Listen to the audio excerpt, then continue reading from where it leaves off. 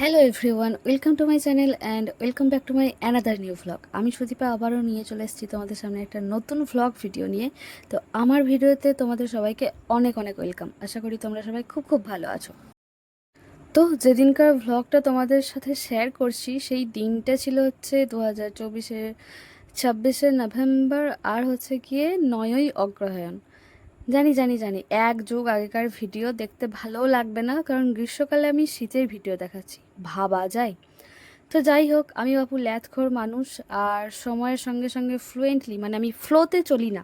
আশা করি যারা যারা আমার সঙ্গে যুক্ত আছো তারা বুঝেই গেছো। চলি না বলা ভুল, আসলে নেটওয়ার্কে নানা রকমের প্রবলেম, তাই জন্য হয়নি আপলোড করা। তারপর বাড়িতে ব্রডব্যান্ড লাগিয়ে নেটওয়ার্ক ঠিকঠাক হওয়ার পর এখন আমি ভিডিওগুলো শেয়ার করছি তোমাদের সঙ্গে।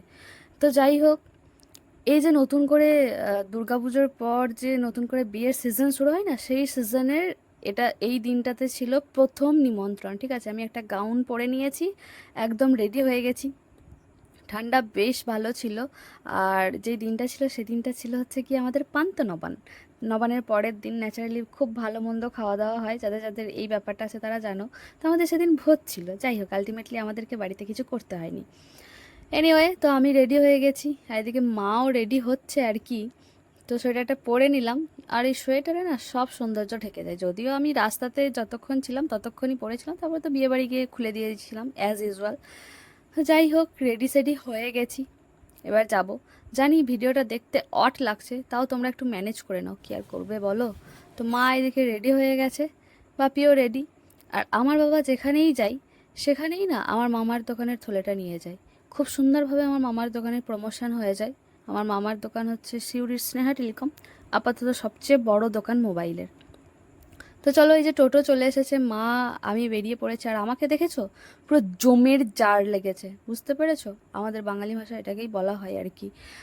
অ্যাকচুয়ালি বাইরে বেশ সেদিন কুয়াশা পড়ছিল, যার জন্য আমি ঢাকা নিয়ে নিয়েছি। আর একটু ঠান্ডাতে আমি এরকমভাবে গেলেই না আমার গলা খুসখুস করে, গলা ব্যথা হতে শুরু করে, জঘন্য অবস্থা হয়।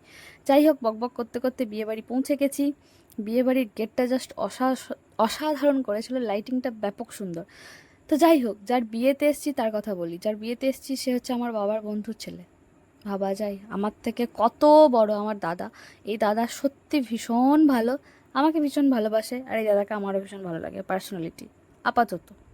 সরি, মানে আমি যতটুকু যা জানি সেই বেসিসে আমার খুব ভালো লাগে, খুব ভালো একজন দাদা। আপাততটা বাই মিস্টেক বেরিয়ে গেছে। এনিওয়ে, ঢুকতে ঢুকতেই দেখছি সামনেই ফুচকা স্টল। যাই হোক, লোকলজ্জার খাতিরে আমি কিন্তু প্রথমে গিয়েই ফুচকা খাইনি। খাওয়াটা উচিতও নয়, কারণ সবাই গিয়ে আগে গিয়ে স্টলে হামলা করে, এটা করা একদমই তো উচিত নয়। কিন্তু আমার বাপি যেখানেই যাক না কেন, তিনি এতটাই চা লাভার, কফি স্টল দেখলে আগে তিনি কফিটি খাবেন, তারপরে ঢুকবেন বরের সঙ্গে দেখা করতে, বউয়ের সঙ্গে দেখা করতে, বা যাই কিছু। সেদিনও তার ব্যতিক্রম হয়নি। আমার মাও আবার কফি খেয়ে নিল। আমার বাপি বলেছে তুমি একটু খেয়ে দেখো, টেস্ট করো। মা এসব আদতে চা কফি কিছুই খাই না, আমিও খুব একটা খাই না। তবে হ্যাঁ, আমি আবার বড়লোক মানুষ বাপু, আমি চা খাই না, খেলে কফিই খাই, সে শীত হোক, গ্রীষ্ম হোক, বর্ষা হোক, হোয়াট এভার। তো প্রথমে গেটটা দেখলাম ভীষণ সুন্দর সাজিয়েছে। তো ঢুকেই সোজাতে রয়েছে ভগবান রাধাকৃষ্ণের একটা মূর্তি। বাঁদিকে ছিল খাওয়ার প্যান্ডেল, আর ডান দিকে এই যে বউ বসার জায়গা। তো জায়গাটাতে ভীষণ ভিড় ছিল, তাই জন্য আমি ভালো করে এই রাধাকৃষ্ণের মূর্তিটার কাছে একবার এলাম, এটা দেখতে এবং দেখাতে। বউয়ের দর্শন পাওয়া একটু চাপেরই ব্যাপার, কারণ বিশাল ভিড়, সবাই বউকে দেখছে। যাই হোক, আমি বউয়ের দর্শন পেয়েছি, বেশ দেখতে ভালোই লাগছিল, বৌদিকে বেশ সুন্দর করে সাজিয়েছিল। আর এদিকে ক্যামেরাম্যানদের হাজার রকমের ডিরেকশন চলছে। তো যাই হোক, ক্যামেরাম্যানদের ডিরেকশন চলতে থাকুক, বউ মণ্ডপে চলে এসেছে, কিন্তু বর এখনও হাজির হয়নি। তো যাই হোক, আমরা বাড়ির দিকে যাচ্ছিলাম, মা বাপি সামনের দিকে চলছিল, কারণ গিফটটা দিতে হবে। আর যে কাকিমা রয়েছে তার সাথেও দেখা করতে হবে। আনফর্চুনেটলি এত আনন্দের মাঝেও খারাপ ব্যাপারটা হচ্ছে, দাদার বাবা কিন্তু আর আমাদের মাঝে নেই। বেশ কয়েক বছর আগে তিনি আকাশে তারা হয়ে গেছেন। তো যাই হোক, আজকের দিনে যদি থাকতো সবাই বেশ আরও খুশি হতো, ব্যাপারটা আরও ভালো হতো, তাই না? তো আমি কিন্তু প্রথমবার এই বাড়িতে এলাম, মানে এই দাদাদের বাড়িতে, এর আগে কখনো আসিনি। যাই হোক, আর এই যে বোনটা, একেই একমাত্র আমি চিনি অন্য কারোর মধ্যে। এই বোন হচ্ছে দাদার মামার মেয়ে। এই যে বর, মানে দাদা রেডি হচ্ছে, বউ রেডি হয়ে মণ্ডপে চলে গেছে, বউয়ের এখনো, সরি, বরের এখনো সাজগোজ হয়নি। জীবনে ফার্স্ট টাইম দেখলাম তোমরাও নিশ্চয়ই ফার্স্ট টাইম দেখছো যে বর রেডি হয়নি, কিন্তু বউ রেডি হয়ে মণ্ডপে চলে গিয়ে ছবি টবি তুলছে, সবার সঙ্গে হাই হ্যালো করছে। আর এই যে বরের বোন মানে দিদি, সেও এখন রেডি হচ্ছে। আর এই হচ্ছে গিয়ে কাকিমা মানে বরের মা, আমার মা আর বাপি কথাবার্তা বলছিল। আর এদিকে দেখছি যে কন্যা যাত্রীদের সব খাবার দাবারের মানে ওই যে প্যাকেটিং ওগুলো সব রয়েছে আর কি, টিফিন। তো যাই হোক, এসে বেশ ভালোই লাগলো। এনিওয়ে, বাবার বন্ধুর ছেলের বিয়ে, ভাবা যায়, আই অ্যাম তো অবাক। এবার আমি জানি না বাপির থেকে 2-1 বছরের বড় কি ছোট ছিল কিনা, সে যাই হোক, আমার বাবার যতই বন্ধু আছে না কেন, সবার ছেলে মেয়ের বিয়ে হয়ে গিয়ে তাদের ছেলেপুলে হয়ে গেছে। কারোর কারোর তো আবার সেই মানে আমার বাবার কিছু কিছু বন্ধু আছে তাদের নাতি নাতনিরও বোধহয় বিয়ে হয়ে গেছে, নাতনিদের, এরকম একটা ব্যাপার। কি আর বলবো, সেখানে গিয়ে আমাকে বড্ডই বেমানান লাগে। যাই হোক, সেটা কোনো বড় কথা নয়। তারপর কি কথাবার্তা বলার পর এই যে নিচে আমরা বসে রয়েছে, আমাদেরকে মিষ্টি খেতে দিয়েছিল, সেসব কিছু খাওয়ার পর মণ্ডপে গিয়ে দেখছি মহারানী চলে এসেছে। আসলে আমাদের পুরো বাড়িটারই নেমন্তন্ন ছিল। এই দাদাদের সঙ্গে আমাদের অনেক আগে থেকে অনেক ভালো বন্ডিং, ভীষণ ভালো বন্ডিং, আমাদের সবার সঙ্গে খুব ভালো মেলামেশা আছে, যাওয়া আসা আছে।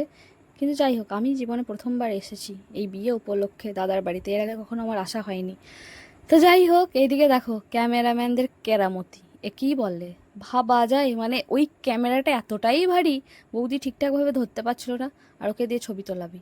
আরে আমি সামনে ছিলাম, আমিও তো ভালো ক্যামেরাম্যান, আমাকে বলতে পারতিস ভাই, আমি ছবিটা তুলে দিতাম সুন্দরভাবে, ওরকমভাবে সেলফি না তুললেই হতো। কি আর বলবো, বুদ্ধি শুদ্ধি একেবারেই নেই, আসলে জানে না আমি নিজেকে অত জাহির করি না কি না। এনিওয়ে, আমার মহারানী আমার বাপির কোলে চেপে চেপে দেখছিল, তারপর সে গেছিল একটু বউয়ের সাথে ছবি তুলতে। ওর আজকাল এটা বেশ খুব ভালো ব্যাপার হয়েছে, বউ দেখলে ওর ছবি তুলতে ইচ্ছে করে, বউয়ের কাছাকাছি থাকতে ইচ্ছে করে, মানে বিয়ে বাড়ি যেতে সে ভীষণ এক্সাইটেড। কিন্তু তার মুখে হাসি নেই, কারণ ব্যাপারটা হচ্ছে আশেপাশে তার পরিবারের কেউ লোকজন নেই, সে একাই ছবি তুলছে কি না। যাই হোক, এইসব ছবি টবি তোলা, গল্প গুজব আড্ডা অনেক কিছু করার পর অনেকক্ষণ পরে আমরা তারপর খেতে চলে গিয়েছিলাম। তো প্যান্ডেলটা দেখছি ভীষণ সুন্দরভাবে সাজানো রয়েছে, যদি লোকজন না থাকতো আমি একটা খুব সুন্দর ছবি তুলতাম। এনিওয়ে, দাঁড়িয়ে রয়েছি একটা টেবিলের পাশে, খুব বেশি ভিড় ছিল না, তবে তাড়াতাড়ি খেয়ে বাড়ি ফিরতে হবে কারণ শীতকালের রাত ছিল, তাই জন্য আর কি। তো এই যে বসেও পড়েছি, মা বাপি আর আমি একটা টেবিলে, বাপি ওই দিকটাতে একাই রয়েছে, পরে আরেকজন এসেছিলো। আর এই যে মেনুতে কী কী ছিল একটু পজ করে দেখে নিতে পারো। খাবারগুলো ভীষণ সুন্দর ছিল, অসাধারণ খাওয়া দাওয়া, সিরিয়াসলি বলছি।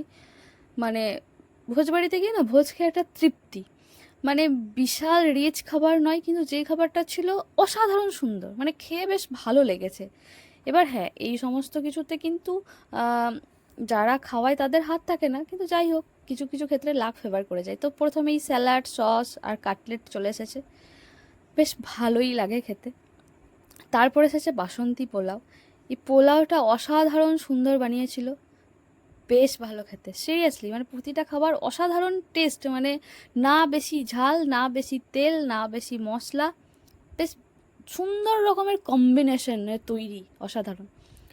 তো পোলাওয়ের সাথে প্রথমে চানা মশলা দিয়েছিল, সেটা খাওয়ার পর দিয়েছিল পটল চিংড়ি। আমি একটু চিংড়িগুলো খুঁজছিলাম আর কি, ওই একটাই পেয়েছিলাম বোধহয়। এনিওয়ে, আমি পটল চিংড়ি নিই ওই চিংড়ির লোভে।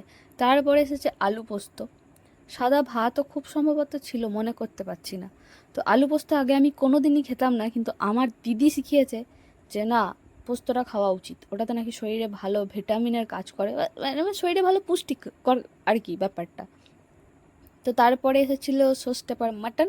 আর এই যে পোলাও আর মাটনের কম্বো, আগে আমি মাটন ফাটন খেতাম না, কিন্তু এখন সব খাই, খেতে ভালো লাগে।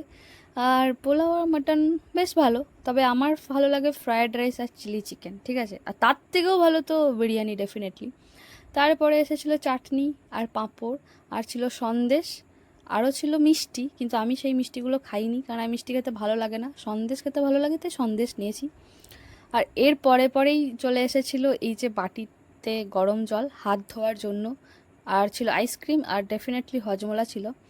ভীষণ ভালো, খুব সুন্দর তৃপ্তি করে খেয়েছিলাম, খেয়ে আমার জাস্ট অসাধারণ লেগেছে, সিরিয়াসলি দিল তো খুশ হয়ে গে। তো যাই হোক, খাওয়া দাওয়া করার পর আরও একটু কথাবার্তা বলে এবার বাড়ির পথে রওনা দিচ্ছি। তো আমার ভাইজি, বৌদি আর দাদা তো তারা চলে গেল বাইকে, ওরা বাইকে এসেছিলো।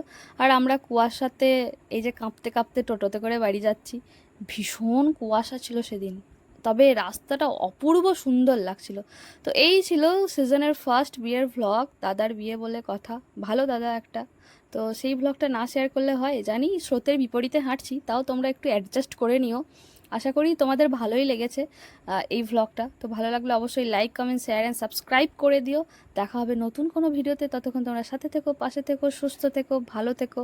আর অবশ্যই সাবস্ক্রাইব অ্যান্ড লাইক কিন্তু করো। আর তোমাদের কমেন্ট দেখা যায় না, কমেন্ট করতে থাকো প্লিজ। চলো টাটা, বাই। আবার দেখা হবে নতুন একটা ভিডিও নিয়ে, ততক্ষণ সাথে থেকো। রাধে রাধে, ভালো থেকো।